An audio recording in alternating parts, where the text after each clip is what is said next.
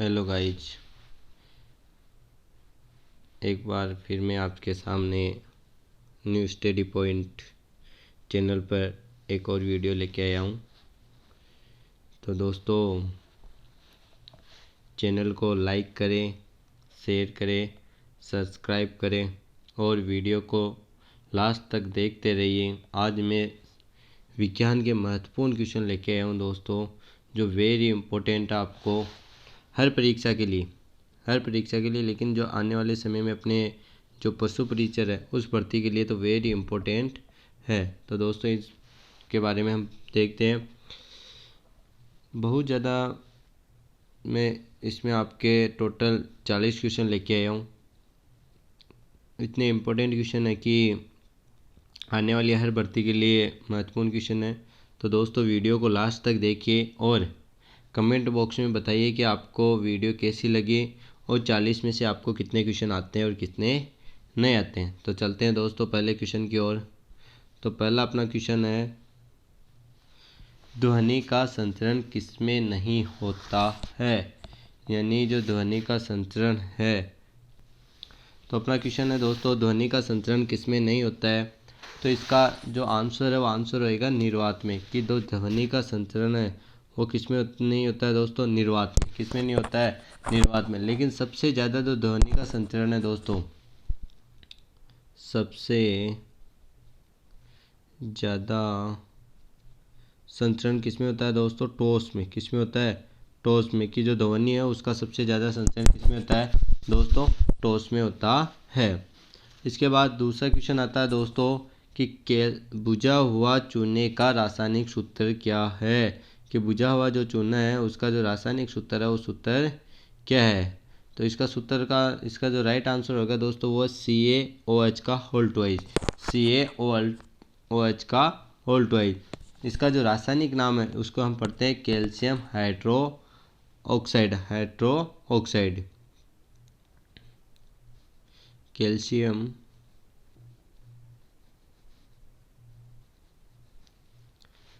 Hydroxide,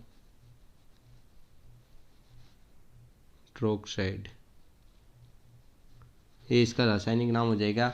Ca का मतलब होता है कैल्शियम। क्या होता है? कैल्शियम। OH का मतलब होता है हाइड्रोक्साइड। क्या होता है दोस्तों? हाइड्रोक्साइड। अब चलते हैं दोस्तों अगले क्वेश्चन की ओर। तीसरा क्वेश्चन है, मनुष्य के रक्त का pH मान कितना होता है?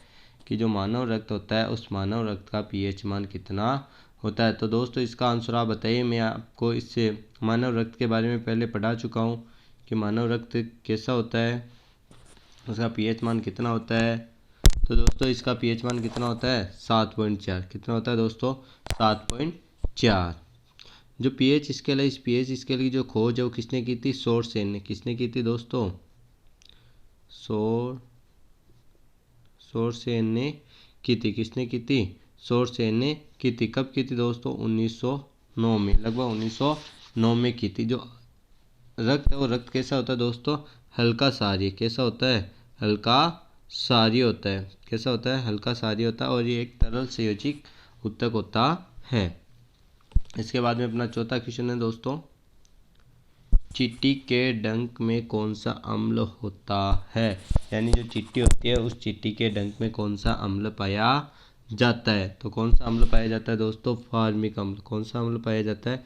फार्मिक अम्ल पाया जाता है। तो दोस्तों मैं कुछ और अम्लों का नाम बताता हूँ जो भाई किस में पाया जाता है। दोस्तों आपको वीडियो लास्ट तक देखना है और कमेंट बॉक्स में बताना है कि वीडियो कैसी लगी। और दोस्तों वीडियो को एक बार लाइक करे थे आप। देखो दोस्तों, ऑक्सैलिक जो अम्ल रहता है वो किस में पाया जाता है? टमाटर में। किस में पाया जाता है दोस्तों? ऑक्सैलिक जो अम्ल रहता है, ऑक्सैलिक अम्ल किस में पाया जाता है? टमाटर में। किस में पाया जाता है?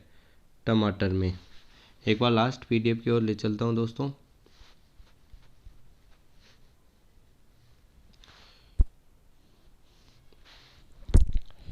ऑक्सैलिक जो अम्ल है दोस्तों वो किस में पाया जाता है?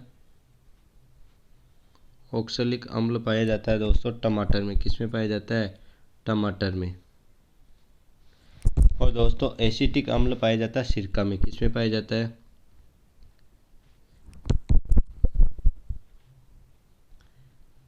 सिरका में किस में पाया जाता है दोस्तों? सिरका में। और है दोस्तों मैलिक अम्ल किस में पाया जाता है? सेब में। किस में पाया जाता है दोस्तों? मैलिक अम्ल किस में पाया जाता है? सेब में।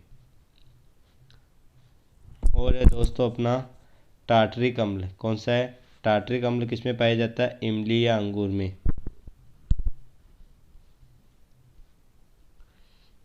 इमली और किस में पाता है दोस्तों? अंगूर में। किस में पाता है? अंगूर में।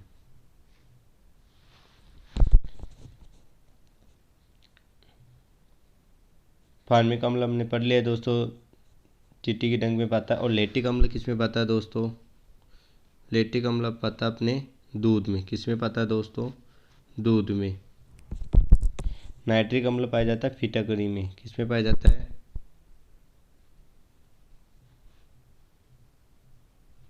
नाइट्रिक अम्ल पता है दोस्तों फिटकरी में। फिटकरी में पाया जाता है। और दोस्तों जो ग्लाइकोलिक जो अम्ल होता है,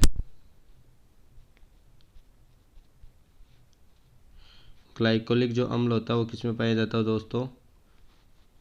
गन्ने के रस में। क्या किस में पाया जाता है दोस्तों? गन्ने के रस में। एक और होता है दोस्तों सिट्रिक अम्ल, कौन सा होता है दोस्तों? सिट्रिक। सिट्रिक जो अम्ल वो किस में पाया जाता है दोस्तों? नींबू और संतरे में। किस में पाया जाता है? नींबू और संतरे में।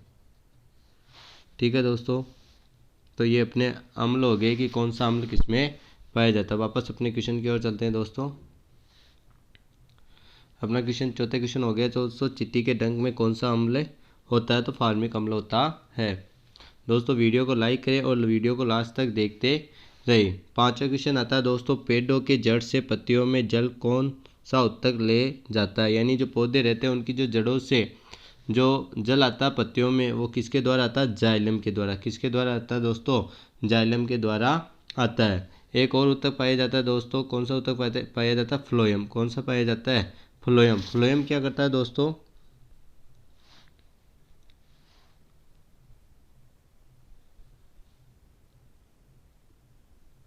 फ्लोएम ये क्या करता है दोस्तों? पत्तियों से, किससे?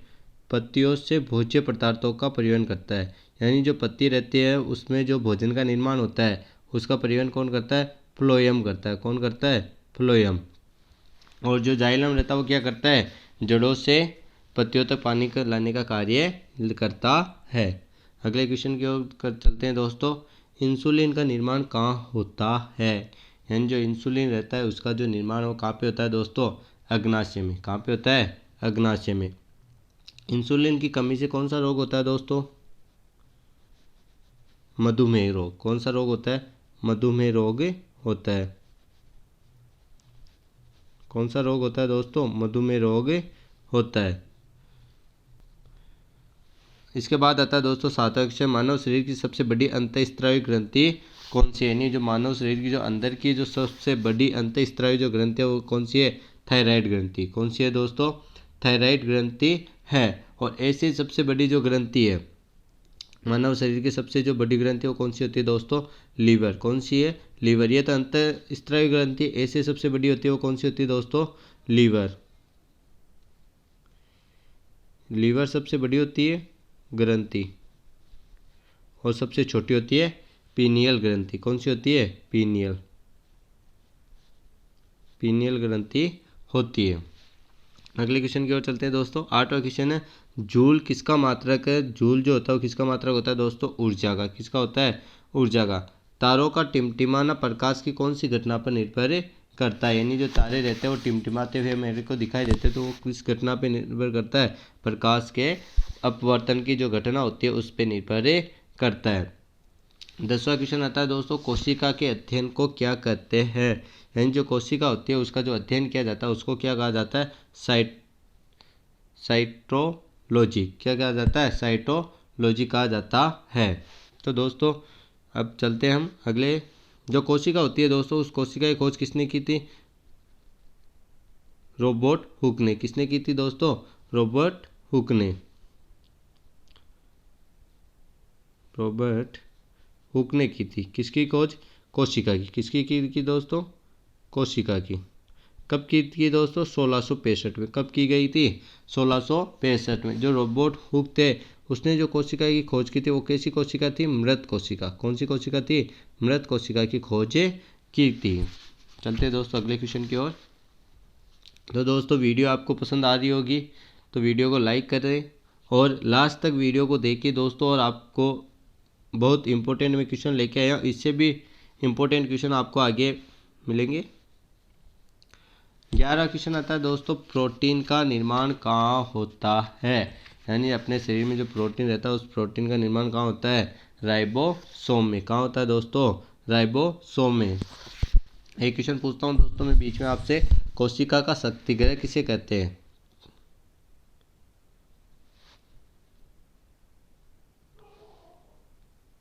कोशिका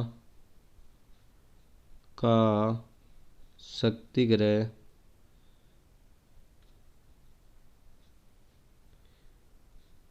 किसे कहते हैं? आप कमेंट में इसका आंसर डालना है दोस्तों। 12 क्वेश्चन है, मानव शरीर का सबसे कठोर पदार्थ कौन सा? इनेमल। कौन सा पदार्थ होता है दोस्तों? अपना जो शरीर होता है उसका सबसे जो कठोर पदार्थ है कौन सा होता है? इनेमल होता है। कौन सा होता है? इनेमल। ये जो इनेमल है दोस्तों कहाँ पे पाया जाता है? दांतों में। कहाँ पे पाया जाता है? अपने जो दांत होते हैं उन दांतों में पाया जाता है। ये किससे बना होता है दोस्तों? किससे बना होता है? क्रिस्टलीय कैल्शियम फॉस्फेट। किससे बना होता है? क्रिस्टलीय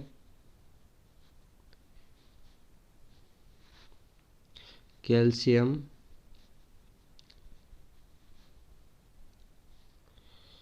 फॉस्फेट। किससे बना होता है?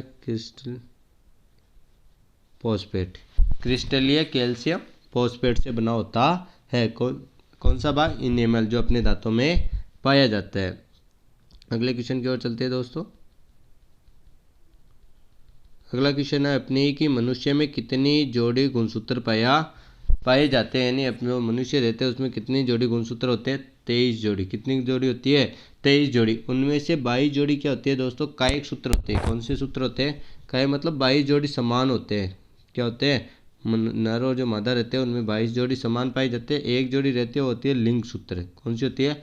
लिंग सूत्र होती है। लिंग सूत्र का मतलब होता है दोस्तों जो नर होता है, नर में तो एक जोड़ी पाई जाती है एक्स और वाई, और जो मादा रहती है उस मादा में पाई जाती है एक्स एक्स। कौन सी पाई जाती है? X x. जब मादा से एक्स और नर से एक्स मिलता है तब होता है लड़की उत्पन्न होती है दोस्तों। क्या लड़की उत्पन्न होती है? लड़की। और जब नर से वाई और मादा से एक्स उत्पन्न होता है तब होता है लड़का। क्या होता है दोस्तों? लड़का। यानी जो अपना वाई गुणसूत्र है ये किस पे निर्भर करता है? लड़का या लड़की होने पर निर्भर करता है। किस गुणसूत्र द्वारा लड़का या लड़की की पहचान होती है? तो दोस्तों मैंने अभी बताया था कौन सा गुणसूत्र है? गुणसूत्र वाई। कौन सा गुणसूत्र है? वाई गुणसूत्र के द्वारा ये पता लगा सकता है कि भाई इसे लड़की है या लड़की। वरना अगर नर से एक्स प्राप्त होता है और मादा से भी एक्स गुणसूत्र प्राप्त होता है तो हमेशा क्या होगी? लड़की। और जब नर से वाई गुणसूत्र प्राप्त होता है और मादा से एक्स, मादा के पास तो वैसे एक्स गुणसूत्र ही होते हैं दोनों, और मादा के पास एक्स जो गुणसूत्र होता है तब क्या पाया जाता है? नर से तो वाई और मादा से एक्स गुणसूत्र होता है तब लड़का पाया जाता है। यानी जो लड़का होना या लड़की होना वो किस पे निर्भर करता है दोस्तों? नर पे। किस पे निर्भर करता है? नर के ऊपर निर्भर करता है कि लड़का होगा या लड़की। 15 क्वेश्चन की ओर चलते हैं दोस्तों। मस्तिष्क का सबसे बड़ा भाग कौन सा है? कौन सा होता है दोस्तों? प्रमस्तिष्क। मस्तिष्क का सबसे बड़ा भाग कौन सा होता है? प्रमस्तिष्क। जो मस्तिष्क रहता है दोस्तों उसको कितने भागों में बांटा गया है? 3 भागों में। कितने भागों में बांटा गया है दोस्तों? 3 भागों में। पहला होता है अग्र मस्तिष्क। कौन सा होता है दोस्तों? अग्र मस्तिष्क। अग्र मस्तिष्क। दूसरा होता है दोस्तों मध्य मस्तिष्क। कौन सा होता है? मध्य मस्तिष्क। और तीसरा होता है परम मस्तिष्क। कौन सा होता है? परम मस्तिष्क होता है। अब आता है दोस्तों 16 क्वेश्चन आता है कि मानव हृदय को कितने कोष्ठ होते हैं? यानी जो मानव हृदय उस मानव हृदय के कितने कोष्ठ होते हैं? तो दोस्तों मानव हृदय के चाहे कक्ष बोलो, चाहे कोष्ठ बोलो, चाहे चेम्बर बोलो, एक ही बात है। कितने होते हैं? 4। कितने होते हैं दोस्तों? 4 होते हैं। कौन कौन से होते हैं? 2 तो होते हैं नील्य और 2 होते हैं आलीन। कौन से होते हैं? आलीन।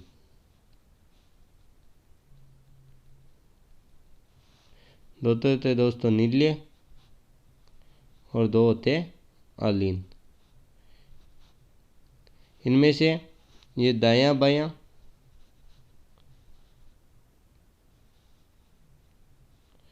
दायां बायां, और इसमें भी क्या आता है दायां और बायां, ये अपना कार्य करता है। जो दायां दायां रहता है उसमें रहता है अशुद्ध रक्त, और जो बायां बायां रहते हैं उसमें रहते हैं शुद्ध रक्त। बायां में एक आलिंद और एक नील्य, और दायां में भी एक आलिंद और एक नील्य होता है। ठीक है दोस्तों, तो दोस्तों वीडियो को लास्ट तक देख ही रहिए और वीडियो को लाइक करें दोस्तों। और आपको वीडियो को पसंद आ रही हो तो कमेंट बॉक्स में बताइए कि वीडियो आपको कैसी लग रही है। अगले क्वेश्चन की ओर चलते हैं दोस्तों कि रक्त परिसंचरण की खोज किसने की। यानी जो अपना शरीर रहता है उस शरीर में जो रक्त परिसंचरण होता है उस रक्त परिसंचरण की खोज किसने की। रक्त परिसंचरण का मतलब होता है कि दोस्तों अपना जो रक्त होता है उसका परिसंचरण, परि यानी चारों ओर संचरण यानी पहुँचाना है, अपने शरीर के चारों ओर जो भाग रहते हैं उन भागों में पहुँचाना क्या कहलाता है, रक्त परिसंचरण कहलाता है। तो रक्त परिसंचरण की जो खोज है वो किसने की थी, विलियम हार्वे ने किसने की थी दोस्तों, विलियम हार्वे ने की थी। चलते हैं दोस्तों अगले क्वेश्चन की ओर कि सर्वदाता रक्त समूह कौन सा है।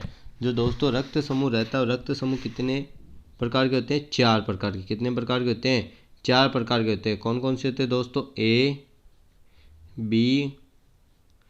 बी और ओ, ये 4 भाग होते हैं। इनके 4 में 2 होते हैं, इनके प्लस और माइनस। क्या होता है, प्लस और माइनस।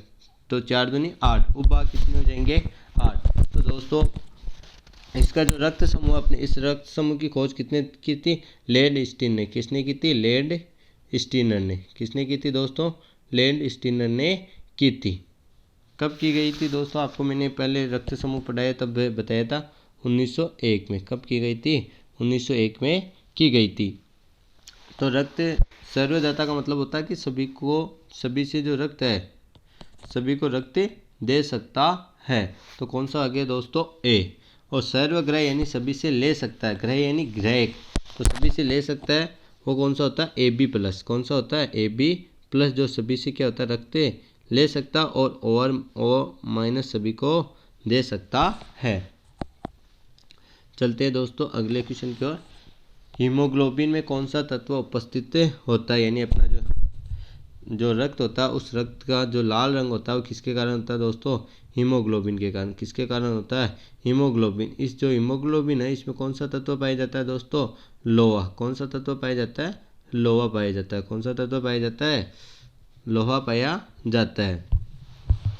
हीमोग्लोबिन के कारण ही अपना जो रक्त रहता है वो कैसा होता है, लाल होता है। कैसा होता है, लाल। आरबीसी में हीमोग्लोबिन पाया जाता है। किसमें पाया जाता है, आरबीसी में पाया जाता है। डब्ल्यूबीसी में हीमोग्लोबिन नहीं पाया जाता है।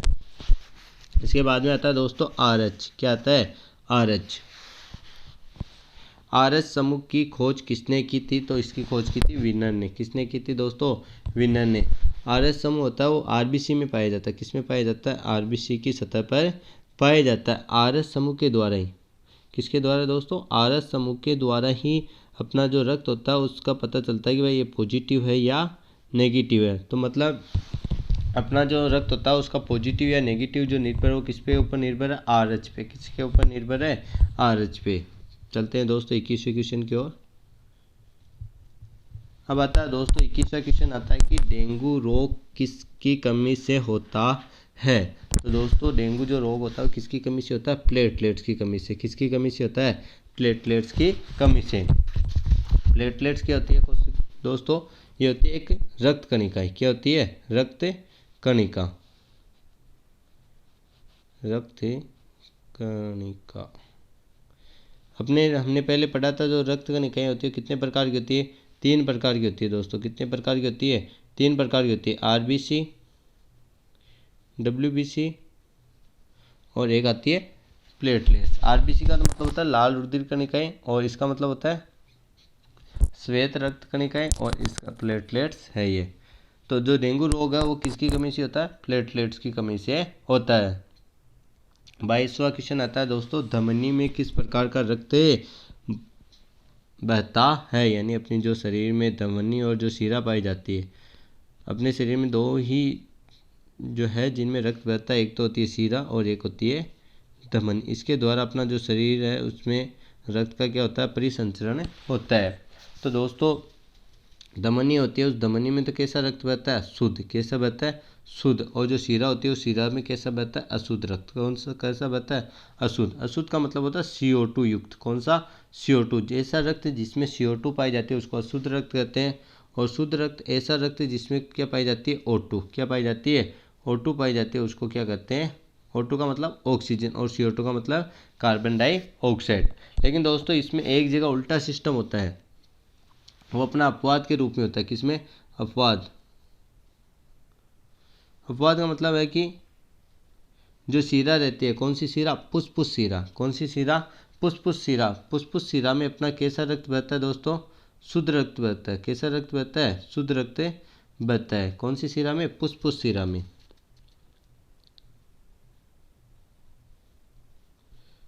पुष्पुष शिरा में शुद्ध रक्त। और दोस्तों पुष्पुष धमनी में कैसा बहता है, अशुद्ध रक्त बहता है। ये अपवाद होता है क्योंकि जब जो हृदय रहता है उस हृदय में जो दायां आलिंद होता है उससे जो रक्त होता है नीले में, दाएं नीले में आता है। तो दाएं नीले क्या करता है, उसको पुष्पुष धमनी में भेजता है। जो अशुद्ध रक्त रहता है, जो पुष्पुष धमनी रहती है, ये रक्त को कहाँ ले जाता है, फेफड़ों के पास ले जाती है। और फेफड़ों से वो ऑक्सीकृत होकर कहाँ आता है, पुष्पुष शिरा में आता है। पुष्पुष शिरा से बायां आलिंद में आता है और बायां आलिंद से बायां नीले में आता है। और फिर बायां नीले के द्वारा महाध्वनियों और ध्वनियों के द्वारा कहाँ पहुँचता, अपने शरीर में पहुँच जाता है। इसके बाद चलते हैं दोस्तों अगले क्वेश्चन की ओर। पीयूष ग्रंथि कहाँ पाई जाती है, यानी जो पीयूष ग्रंथि होती है वो कहाँ पाई जाती है दोस्तों, मस्तिष्क में। कहाँ पाई जाती है, मस्तिष्क में पाई जाती है।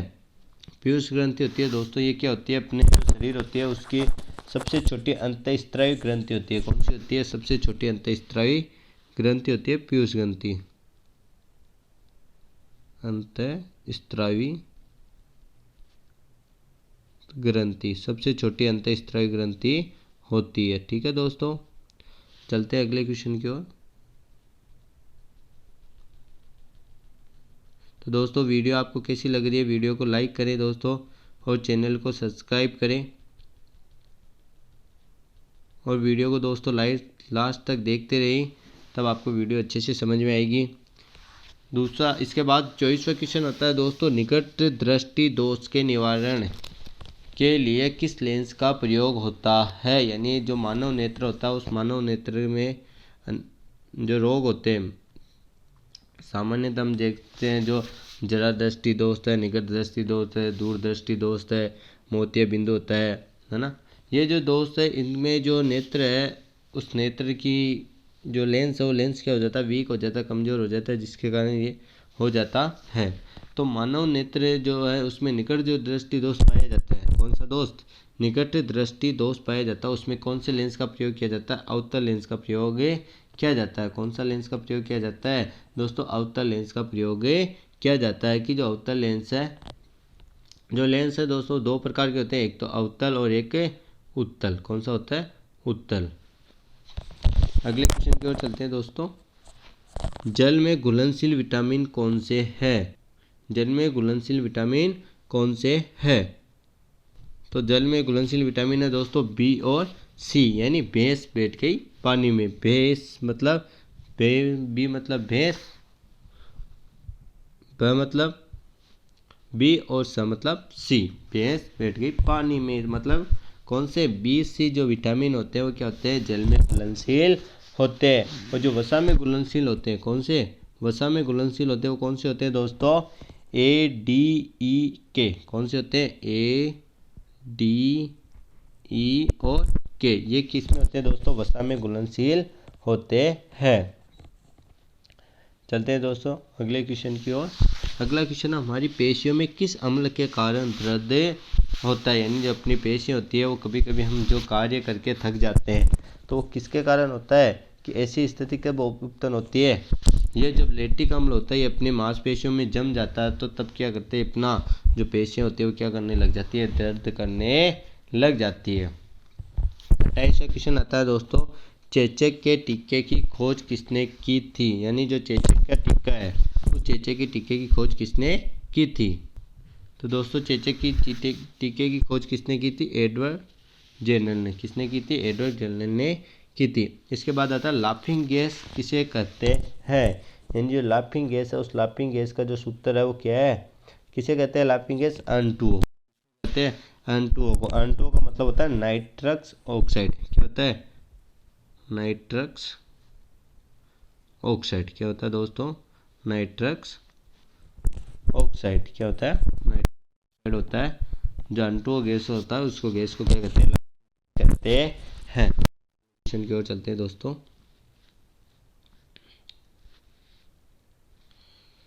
अगला क्वेश्चन है दोस्तों अपना 30वां क्वेश्चन है, खाने के सोडे का रासायनिक नाम क्या है? सॉरी दोस्तों, क्वेश्चन गलत लिख दिया। ये खाने के सोडे का रासायनिक सूत्र क्या है? रासायनिक के सूत्र क्या है ये आएगा दोस्तों, कोई बात नहीं। रासायनिक सूत्र क्या है दोस्तों? NaHCO3। क्या होता है? NaHCO3। Na का मतलब दोस्तों सोडियम हाइड्रोजन कार्बोनेट, या इसको बोलते हैं सोडियम। इसका रासायनिक नाम क्या हो जाएगा? Sodium by carbonate. क्या हो जाता है दोस्तों? Sodium by carbonate. जो अपने घर में जो मीठा सोडा जिसको प्रयोग किया जाता है खाने का सोडा, उसको बोला जाता है दोस्तों सोडियम बाई कार्बोनेट। याद रखने का तरीका है कि भाई ने सोडियम डाल दिया तो सोडियम बाई कार्बोनेट क्या होता है दोस्तों? खाने का सोडा होता है। अगले क्वेश्चन की ओर चलते हैं दोस्तों। क्वेश्चन संख्या 31 आता है, बल का असहाय मात्रक क्या होता है? यानी जो बल होता है उस बल का जो असहाय मात्रक है, असहाय मात्रक क्या होता है दोस्तों? न्यूटन। क्या होता है दोस्तों? न्यूटन जो होता है वो बल का असहाय मात्रक होता है। इसके बाद में चलते हैं दोस्तों अगले क्वेश्चन की ओर। क्वेश्चन संख्या 32, साधारण नमक का वैज्ञानिक नाम क्या है? यानी जो साधारण नमक जो हम घर में उपयोग लेने वाला जो नमक होता है उस नमक का जो रासायनिक नाम है वो क्या है? Sodium chloride. क्या है दोस्तों? Sodium chloride. सोडियम क्लोराइड का मतलब NaCl। क्या होता है? NaCl। अब आता है दोस्तों लोहे में जंग लगने का मुख्य कारक क्या है? यानी जो लोहा रहता है उस लोहे में जंग किसके कारण लगता है दोस्तों? ऑक्सीजन के कारण। यानी जो लोहा रहता है, लोहा क्या करता है? जो वायु में उपस्थित जो नमी रहती है, क्या होती है? नमी। उस नमी से क्रिया करके क्या बना देता है? उससे नमी से क्रिया कर लेता है तो क्या करता है? उस पर जो लोहा जो आयरन ऑक्साइड है उसका निर्माण कर देता है, जिससे क्या हो जाती है? उसके ऊपर जंग लग जाती है। अगला क्वेश्चन है दोस्तों, किस धातु का गलनांक सबसे अधिक होता है? टंगस्टन। किस धातु का होता है दोस्तों? सबसे अधिक गलनांक किसका होता है? टंगस्टन का होता है। सबसे हल्की धातु कौन सी है दोस्तों? लिथियम। कौन सी है? लिथियम सबसे हल्की धातु है। इसके बाद में आता है दोस्तों सिरे सिरे सिर सिरका में कौन सा अम्ल पाया जाता है? तो कौन सा अम्ल पाया जाता है दोस्तों? एसिटिक अम्ल पाए जाते हैं। यानी अपना जो सिरका रहता है उसमें कौन सा अम्ल पाया जाता है दोस्तों? एसिटिक अम्ल पाया जाता है। इसके बाद आता है 37वां क्वेश्चन आता है दोस्तों, वोल्ट किसका मात्रक है? तो वोल्ट किसका मात्रक है दोस्तों? विभवांतर का। किसका मात्रक है? विभवांतर का मात्रक है। अगला क्वेश्चन आता है दोस्तों 38वां क्वेश्चन, प्रकाश वर्ष किसका मात्रक है? यानी जो प्रकाश वर्ष होता है दोस्तों किसका मात्रक है? दूरी का। किसका मात्रक है दोस्तों? दूरी का। अब अपना 39वां क्वेश्चन आता है दोस्तों, मानव नेत्र में कौन सा लेंस पाया जाता है? यानी जो मानव लेंस होता है, मानव जो लेंस आँख होती है, नेत्र होती है, उसमें कौन सा लेंस पाया जाता है दोस्तों? उत्तल लेंस पाया जाता है। इसके बाद आता है दोस्तों 40वां क्वेश्चन आता है कि नेत्र में जो प्रतिबिंब बनता है वो किस प्रकार का बनता है? यानी जो नेत्र का जो प्रतिबिंब है वो किस प्रकार का बनता है? वास्तविक और उल्टा। यानी अपने को कोई वस्तु रहती है वो कैसी दिखाई देती है? उल्टी दिखाई देती है। कैसी दिखाई देती है? उल्टी दिखाई देती है। और वास्तविक बनता है। जो ये चित्र है वो कहाँ पे बनता है? रेटिना या दृष्टि पटल पे। किस पे बनता है? रेटिना या दृष्टि पटल पे बनता है। तो दोस्तों अपने ये 40 क्वेश्चन थे विज्ञान के, वो कंप्लीट हुए। तो दोस्तों आपको बताना है कि आपको जो 40 क्वेश्चन है उस 40 क्वेश्चन में से आपके कितने क्वेश्चन सही हुए। 40 में से आपको आपके कितने क्वेश्चन सही हुए ये बताना है। और दोस्तों आपको वीडियो अगर अच्छी लगी तो लाइक करें और शेयर करें और चैनल को सब्सक्राइब करें। और कमेंट में बताइए कि दोस्तों आपको अगला जो वीडियो है वो किस टॉपिक पे लेके आऊँ। ज़्यादा से ज़्यादा दोस्तों वीडियो को शेयर करें। और आज के लिए इतना ही दोस्तों, थैंक यू।